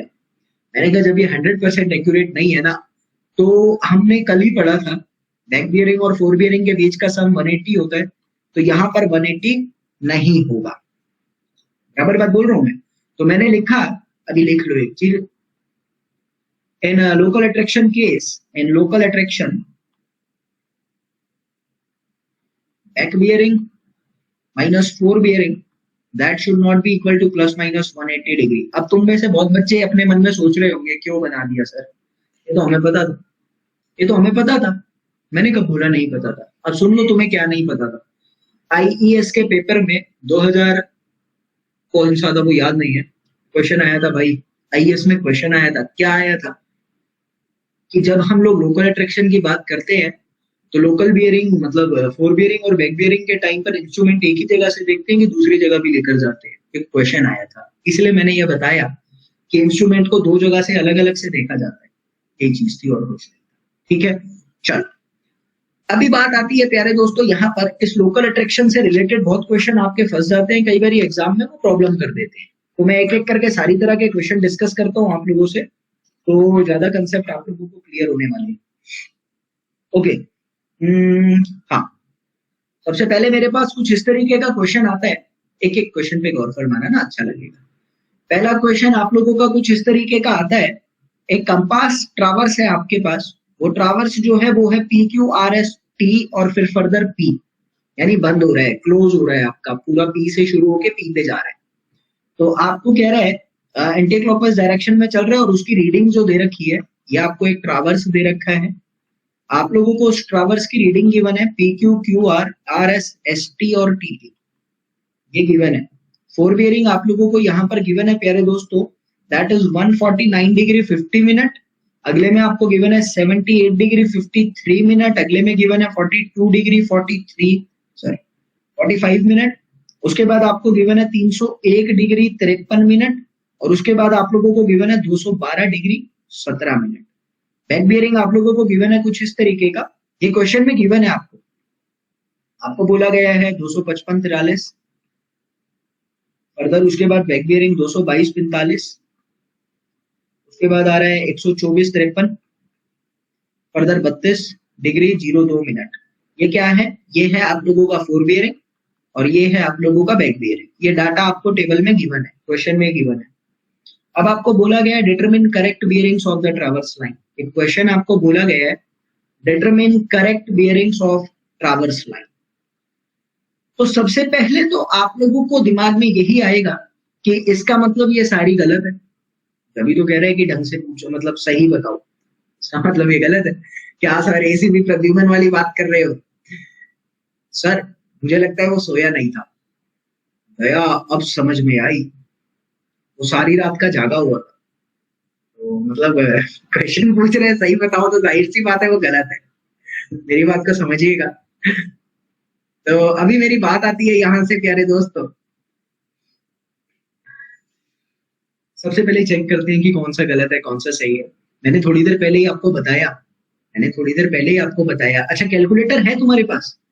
कैलकुलेटर हाथ में रखो यार, ठीक है, कैलकुलेटर हाथ में रखना सही रहेगा, मोबाइल में ही निकाल लेना बेशक। तो सबसे पहले तो चेक करते हैं, जो भी मतलब अगर लोकल अट्रैक्शन नहीं है तो बैक बियरिंग और फोर बियरिंग के बीच का डिफरेंस 180 जाएगा। तो पहले वो चेक कर लेते हैं। मैंने कहा सबसे पहले चेक कर लेते हैं back bearing minus fore bearing, यानी कौन सा स्टेशन सही है और कौन सा गलत है वो देख लेते हैं। तो दो केस बनते हैं इसमें, मैं दोनों ही कराऊंगा आपको। आरएस ठीक है, अच्छा वो बता दिया बच्चे ने। देखते हैं जब हम दोनों का डिफरेंस करेंगे ना, तो हमारे पास यहाँ पर बन रहा है 180 डिग्री 25 मिनट। यहां पर मेरे पास आ रहा है डिफरेंस करने के बाद 176 डिग्री 50 मिनट। उसके बाद मेरे पास आ रहा है 180 डिग्री, फर्दर मेरे पास आ रहा है 179 डिग्री 44 मिनट, और मेरे पास आ रहा है 180 डिग्री 15 मिनट। Got it? तो एक चीज तो समझ आती है यहां से कि आप लोगों का जो ये आरएस वाला स्टेशन है, इस आरएस वाले स्टेशन का लोकल अट्रैक्शन नहीं है, पूरा 180 आ रहा है, यानी आरएस स्टेशन एकदम सही चल रहा है। तो आप लोग यहां से कह सकते हैं कि station RS is free from, station R and S is free from local attraction. तुम लोगों को पता है ना कि अगर एक भी स्टेशन में लोकल अट्रैक्शन होता तो डिफरेंस 180 नहीं आ सकता था, दोनों ही फ्री रहेंगे। Is free from local attraction. Now you can say that प्यारे दोस्तों, अभी आर और एस अगर लोकल अट्रैक्शन से फ्री है तो स्टेशन आर क्यू आर के अंदर आर फ्री है। क्यू आर के अंदर मैं कह सकता हूं यहां पर कि आपका स्टेशन आर फ्री है। Come on to the station Q R. मैंने कहा अगर मैं क्यू आर की बात करता हूं यहां से, तो मुझे पता है यहां पर R is free from local attraction and Q is suffering from local attraction. That's why यहां 180 नहीं आ रहा था। समझना भाई साहब, अभी कॉमन सेंस लगाना, रटना मत। कई लोग रटते हैं इसको, रटना मत, ठीक है। आई एम सेइंग दैट कि आपको पता है आपको फोर बियरिंग भी गिवन है, आपको बैक बियरिंग भी गिवन है।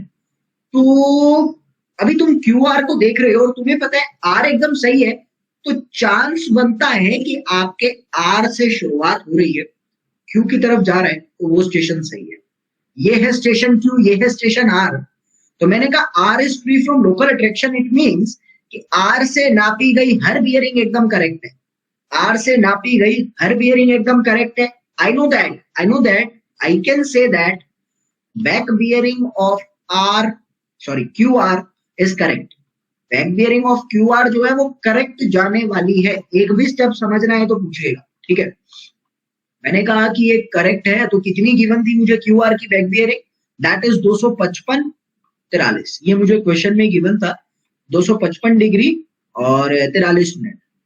मैंने कहा कि आपको पता है अगर ये एकदम सही है, that is totally the corrected, तो भैया फोर बियरिंग को मुझे करेक्ट करना है। और मैं जानता हूं कि फोर बियरिंग कैसे निकालूंगा। मैं पहले fore bearing is equal to लिख सकता हूँ 255 43 में से 180 माइनस कर देता हूं, मेरे पास क्या बचकर आएगा यहाँ पर 78 आएगा, कितना आएगा 180 माइनस करने में 75 डिग्री 43 मिनट मेरे पास आ रहा है, इतना आ रहा है।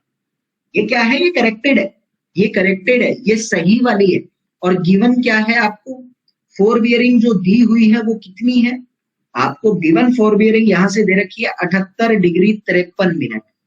आप कह सकते हो वहां पे आप लोगों का एरर आ रहा है, एरर कितना आ रहा है आप लोगों का, मतलब एरर छोड़ो ना, मैं डायरेक्ट करेक्शन लिख देता हूँ, ज्यादा अच्छा रहेगा।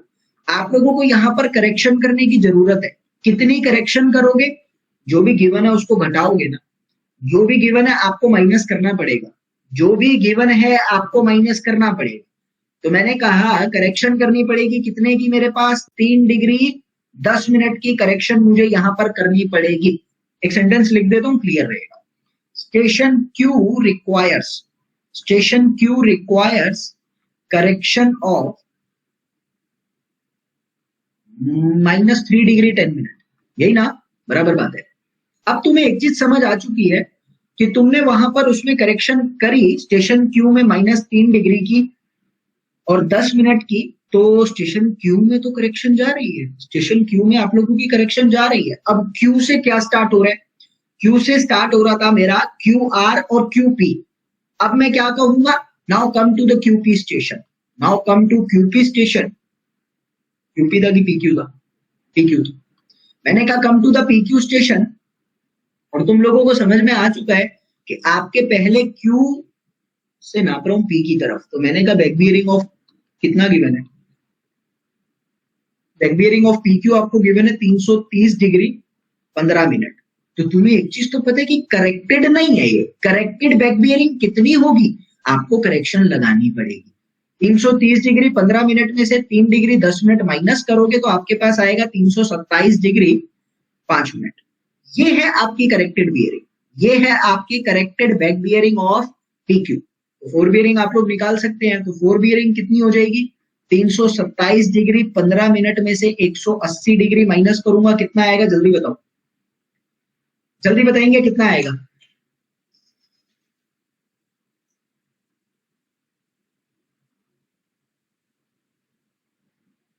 क्या कर रहे हो भाई, बताओ ना।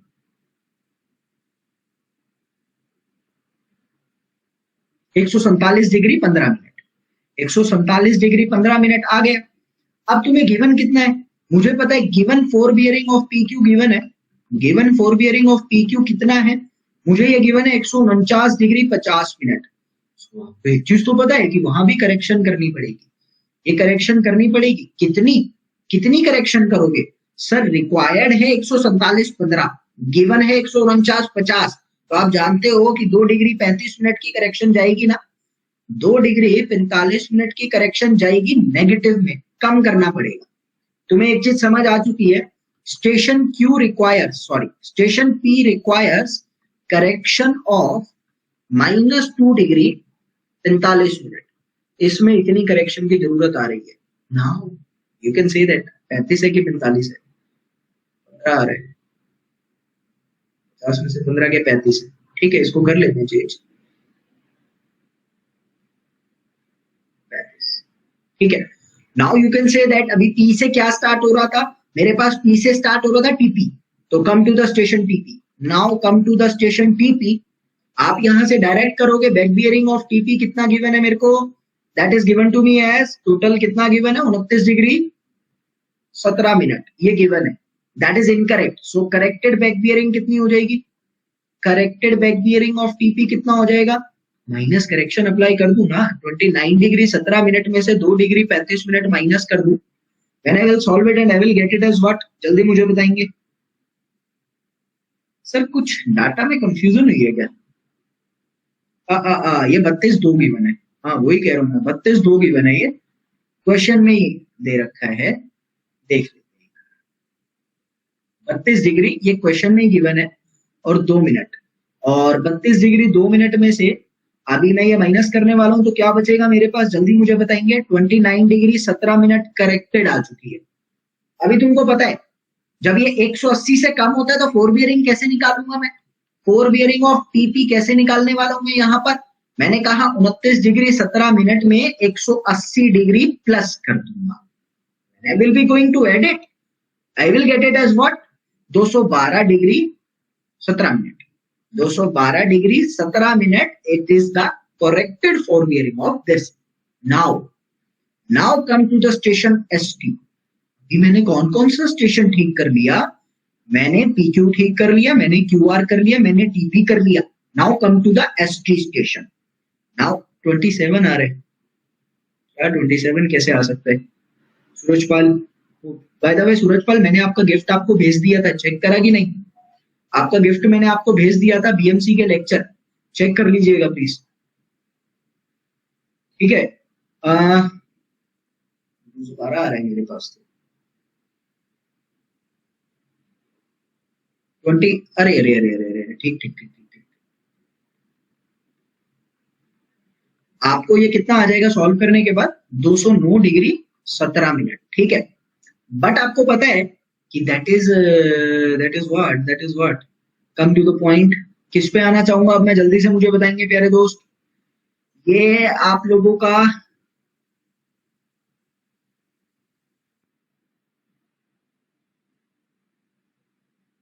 नहीं, एसटी से पहले उसका तो निकाल लूं।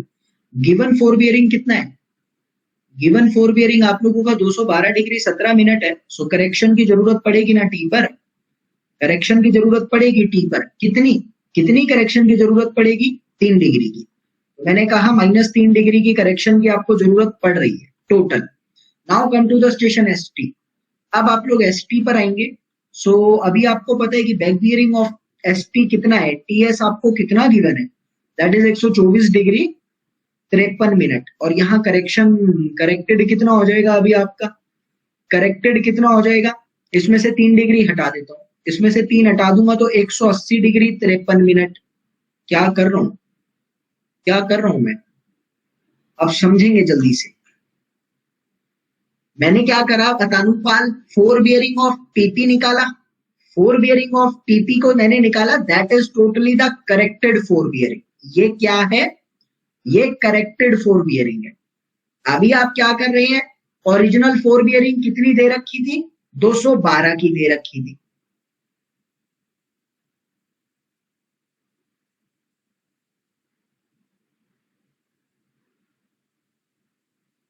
भाई इसमें लिखा हुआ था, मैंने तो इसी में से देख के लिखा है, गलत तो नहीं लिखेगा ऐसे?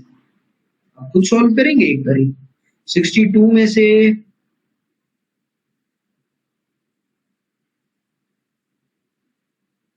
सही, ये कितना आ रहा था? 27। कोई बात नहीं यार, ये सब तो हो जाएगा ना। 27 अभी ये भी 27 आ रहा है, ये 17 गिवन है। अब बताओ कितना आएगा? करेक्शन कितना आ रहा है ये बताओ। अब करेक्शन कितना आ रहा है? एक जगह 10 मिनट का गलत हो गया था। हाँ यहाँ पर ये गलत हुआ थोड़ा सा, वो ठीक कर लिया हम लोगों ने। अब करेक्शन कितना आ रहा है वो बताएंगे, जल्दी से मुझे बताएंगे।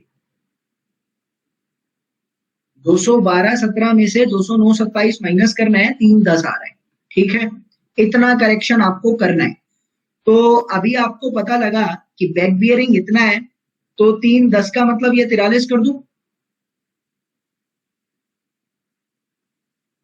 ये 43 कर दूं।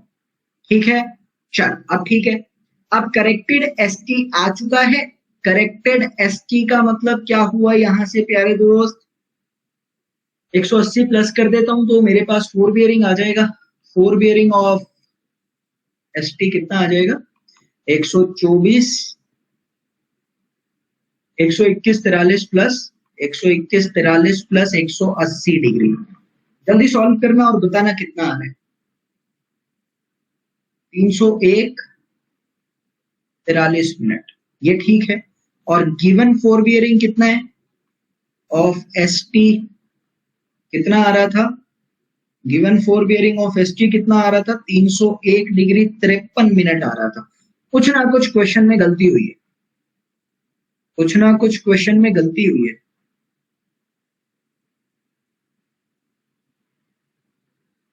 212, 209, 27 और 17, 17 और 27। अरे यार पतानुपाल एक गलत कर दिया आपने यार, ये 10 कम जाएगा ना कि ज्यादा जाएगा, 250 आ रहा था वो।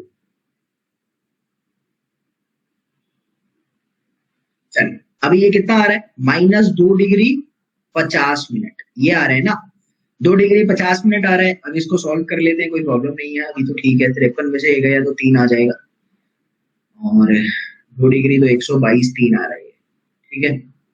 अब 122 3 में 180 प्लस करूंगा,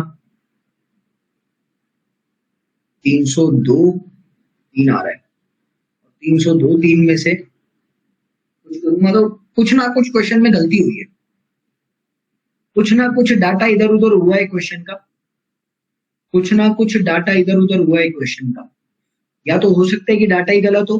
अभी मुझे ये बताओ, मैं पूरी कैलकुलेशन नहीं करने वाला, मुझे ये बताओ कंसेप्ट आया कि नहीं आया। मेजर थिंग इज कंसेप्ट, बस। ये कैलकुलेशन आप भी कर सकते हैं, और सब्जेक्टिव में 30 नंबर का क्वेश्चन आ सकता है इस तरह का। मेजर थिंग इज कंसेप्ट, मुझे सिर्फ ये बताओ कि कंसेप्ट हुआ कि नहीं हुआ, वो इंपॉर्टेंट है बस। क्लियर है ना। चलो अब एक क्वेश्चन देता हूँ, बहुत प्यारा सा क्वेश्चन है, वो चीज भी आप लोग क्लियर करना, अच्छा क्वेश्चन है अगले वाला। Now next question is saying to you that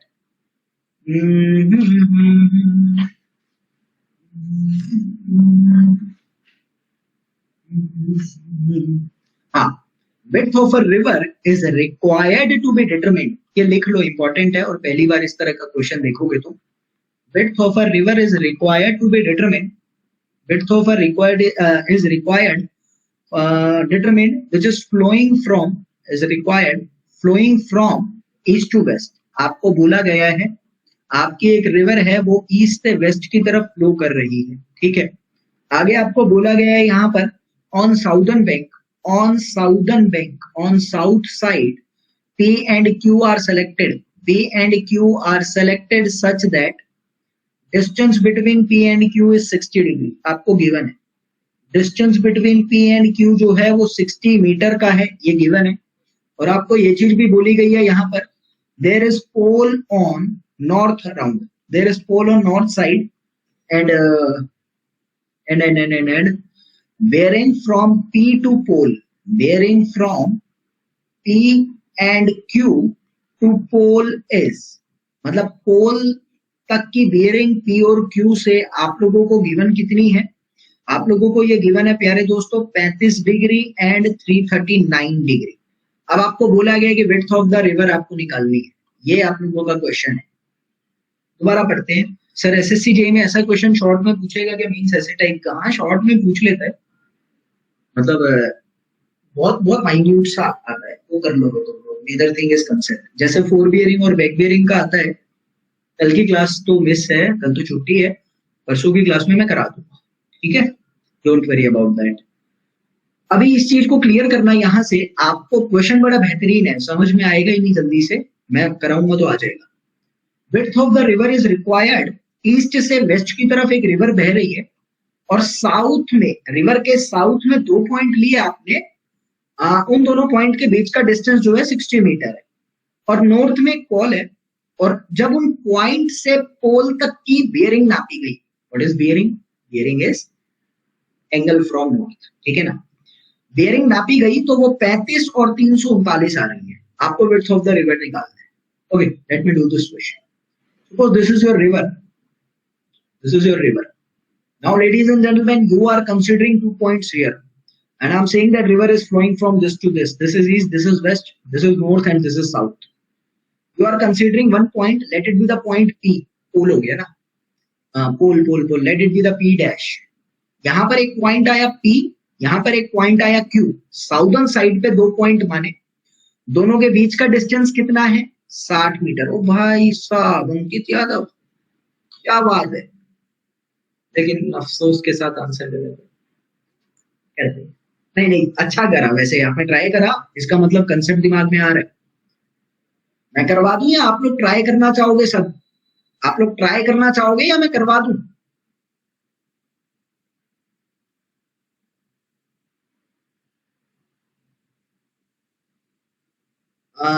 try करोगे, करो। 2 मिनट कर सकते हो, करो।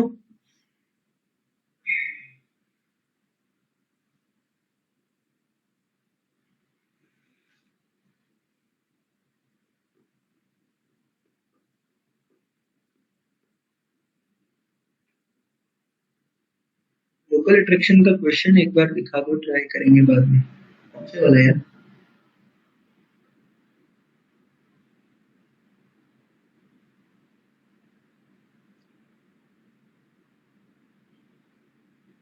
ठीक है, कोशिश करेंगे।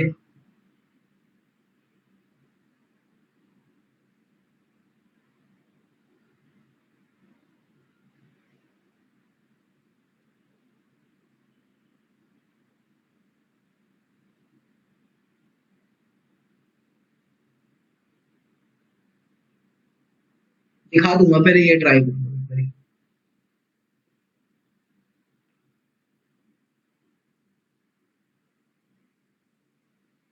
आप लोग ट्राई करिए, मैं 2 मिनट में आया। ठीक, ट्राई करिए आप लोग।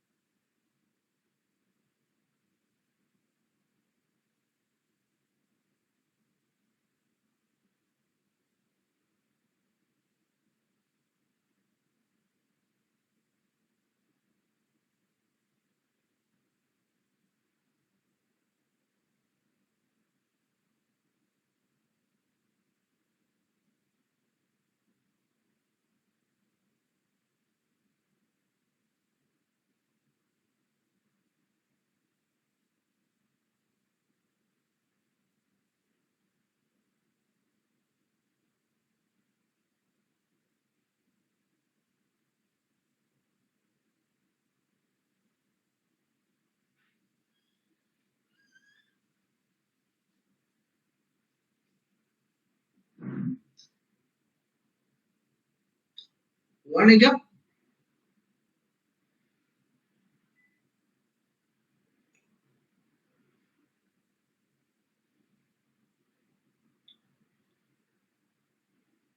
मैं करा दूं।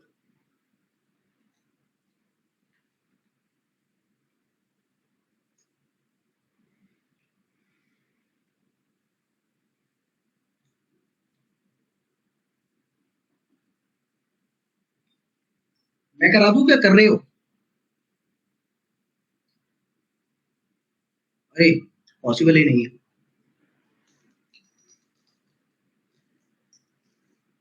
मैं कर रहा हूँ।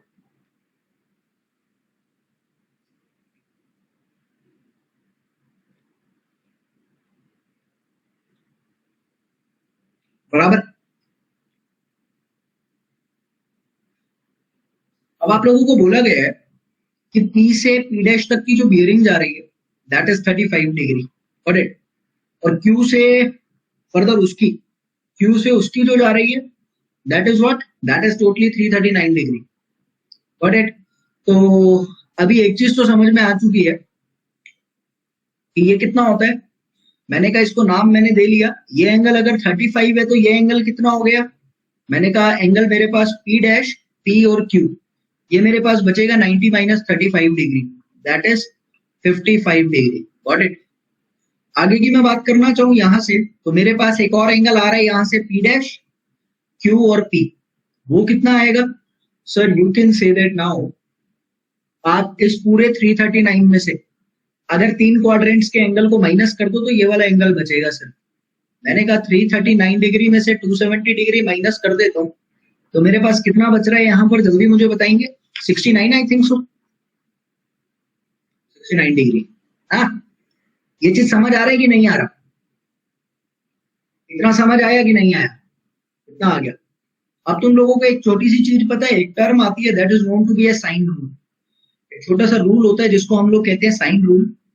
साइन रूल क्या कहता है कि अकॉर्डिंग टू साइन रूल मैं लिखता हूं पीपी डैश अपॉन में इसके सामने वाला एंगल, यानी sine of 69 degree is equals to में पी क्यू अपॉन में साइन ऑफ, इस एंगल को मैंने कहा angle P dash, sine of P dash is equals to में पी डैश पी हो गया था ना, पी डैश क्यू अपॉन में sine of 55 degree. Now everybody knows कि आप लोग एंगल पी डैश कैसे निकालोगे, angle sum property of triangle. Angle P dash Q कैसे निकालूंगा, 180 में से 65 और 55 माइनस कर देता हूं। When I will solve it, I will get the answer as कितना एंगल आ रहा है मेरे पास, टोटल ये 56 डिग्री। तो मैंने यहां से कहा आप लोगों का कि आपको निकालना क्या था, विड्थ ऑफ रिवर। तो चलो मैं इन दोनों इक्वेशन को उठा लेता हूँ, शुरू की दो इक्वेशन को उठाता हूँ और मैंने यहाँ पर लिखा पीपी डैश अपॉन में sine of 69 degree is equal to में 60 अपॉन में sine of 56। With the help of calculator I can solve ना, और मेरे पास पीपी डैश का वैल्यू सॉल्व करने के बाद आ रहा है 67.56। सॉल्व करने के बाद आ रहा है 67.56 मीटर। अब आपको एक चीज तो पता है कि ये पीपी डैश आपके पास 67.56 आ रहा है। आपको निकालना क्या है, विड्थ ऑफ द रिवर। आपको निकालना क्या है, विड्थ ऑफ द रिवर। तो आप लोग यहां से लिख सकते हैं कि let it be the M point, कि विड्थ ऑफ द रिवर क्या है, विड्थ ऑफ रिवर आप लोगों का क्या है, that is P dash M. So you can say that that is equal to PP dash sine of 69 degree, sorry 55। आया कि नहीं आया, when you will solve it you will get it as 55.3 metre. हाँ मतलब इतना तो चल जाएगा, 5 कर लोगे तो भी दिक्कत नहीं आएगा। समझ आया कि नहीं आया, थम्स अप करके बताएंगे। अच्छा क्वेश्चन था यार, इस तरह का क्वेश्चन तुम लोगों ने जनरली नहीं देखा होगा।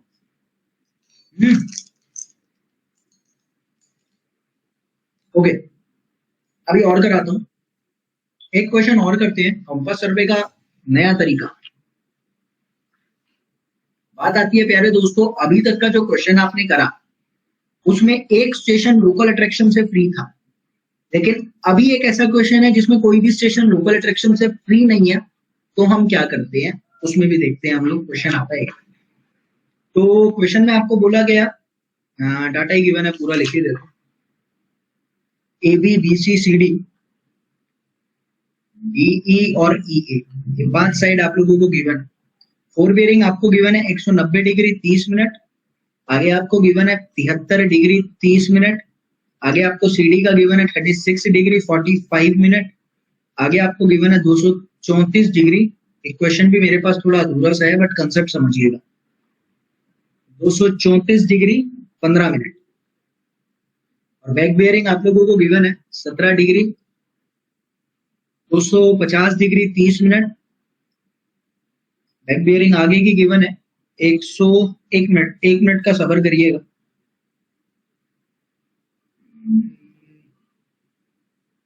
214 डिग्री 30 मिनट। आगे आप लोगों को यहां पर गिवन है 84 डिग्री 45 मिनट, और लास्ट में आपको गिवन है 57 डिग्री। ठीक है, तो अब आपको बोला गया है कि डिटरमिन द करेक्ट बियरिंग्स। आपको ये क्वेश्चन बोला गया है, determine the correct bearings question. सबसे पहला स्टेप क्या रहता है, मुझे फोर बियरिंग माइनस लो बैक बियरिंग। तो you can say that ladies and gentleman, अभी लोकल अट्रैक्शन के लिए fore bearing minus back bearing या फिर back bearing minus fore bearing एक ही बात है, कुछ भी चेक कर लो। पहले वाला जब हम माइनस करने वाले हैं यहाँ पर, तो मेरे पास कितना आ रहा है जल्दी से मुझे बताएंगे। ये 195 है, ये 195 है। डाटा में थोड़ी बहुत इधर उधर हो सकता है तो कोई प्रॉब्लम नहीं आएगा। ये 195 है और कितना आ रहा है जल्दी मुझे बताएंगे। पहला 195 में से 17 जाएगा तो कितना आ रहा है 178.5। क्या बोल रही हो?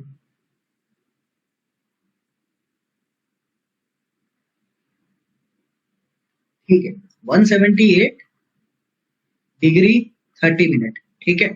सिमिलरली इसका मैं चेक करूंगा तो कितना आ रहा है, जल्दी बताएंगे।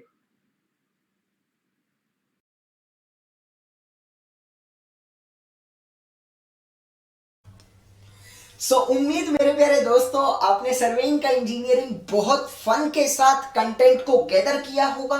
जो नॉलेज मैंने देने की कोशिश करी थी वो नॉलेज आप लोगों ने ली होगी, प्लस जो कंटेंट मैंने आपको लिखवाया है उसके नोट्स आप साथ के साथ बना रहे होंगे। ठीक है, बहुत जरूरी भी है, ये कंटेंट जनरली आपको यूट्यूब पर नहीं मिलता क्योंकि ये सिर्फ हम अपने पेड वाले स्टूडेंट्स को पढ़ाते हैं।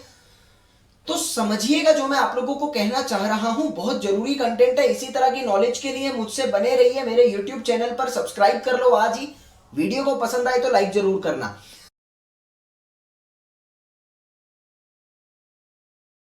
पास्ट में देखा गया है एसएससी जेई के अंदर उस पर्टिकुलर टॉपिक से काफी क्वेश्चन पूछे गए हैं। तो ध्यान से समझिएगा, लेक्चर नंबर 3 को जिस तरह से लेक्चर नंबर 2 पढ़ा है, लेक्चर नंबर 1 पढ़ा है, लेक्चर 3 भी आपको दूंगा, ऐसे ही पढ़ते रहो।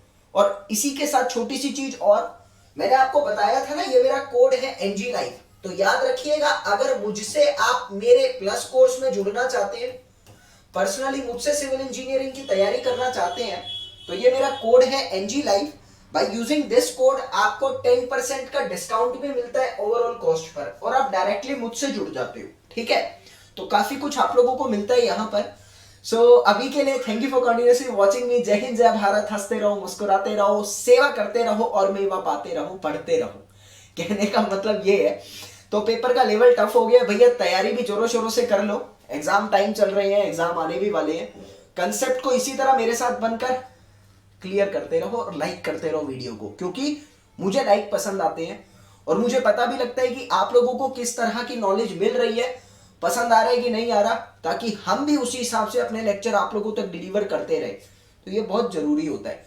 हो सके मेरी हेल्प करना चाहो तो शेयर कर दो अपने दोस्तों के साथ। बाकी अभी के लिए धन्यवाद।